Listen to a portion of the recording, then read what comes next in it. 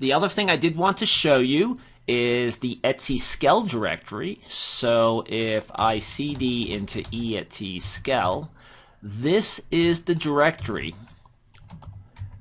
that holds the information that will be copied over to the new users as they are created.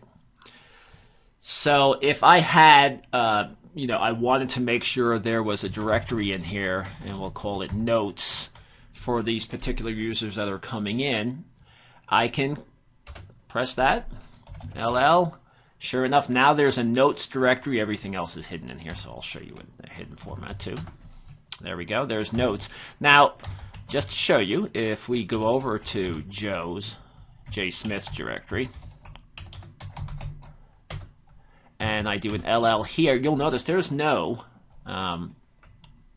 notes directory in here, just the basics. So what we'll do now is I will just go back, clear my screen a little, and I'll do a user add, and I'll add Jane. I won't add any special parameters to Jane. I'll just let the defaults kick in, and then I'll password Jane, and give her the same password. All right, and now we'll cd into Jane's account. Well, first of all, we'll ID Jane. There she is. That's her numbers, right, above 500. We'll cd into Jane's home directory. And look at that. Oh, let's do it in the long format so we see what it is. Look at that. The notes directory is there now. So I can put files, PDF, policies, documents, whatever I want the user to have can go in the skel directory and it will show up. The next thing we want to look at is modifying the user account. So the user is existing and we need to change a parameter. We can use the usermod command to accomplish this. So let me cd out of here. Clear my screen. And I'll do a usermod -- help. And there's not as many parameters that we can change here, but there are some important ones. If we want to lock the account, we can lock it. If we need to unlock the account, we can do that here. Change the shell can be done here. Change the user ID.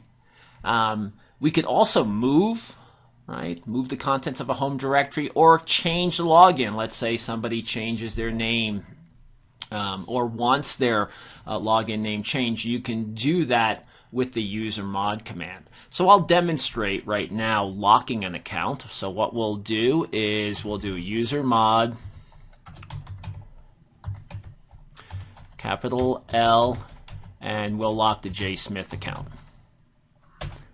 Now if we less etc shadow and go down and look at J Smith, you may not notice a big difference here, but that exclamation right there, that bang, means that the account has been locked. If I could remove that here, that would unlock the account, but I won't. I want to go and test it, so we'll switch out to here, and we'll try to log in as J Smith. And sure enough, we can. So let's go unlock it with the unlock command. Let's go back to the GUI.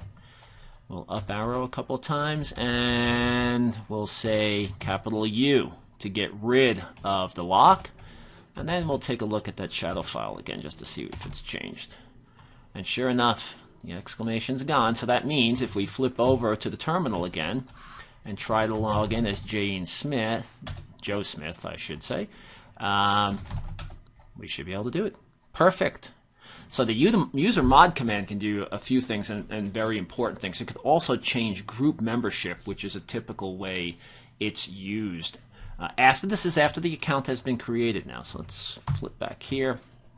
The other thing I can do is delete an account with the userdel command. Now, if I don't put the R parameter after the userdel command, it will not delete the home directory of the user, and I will have to go back in there and manually delete the home directory.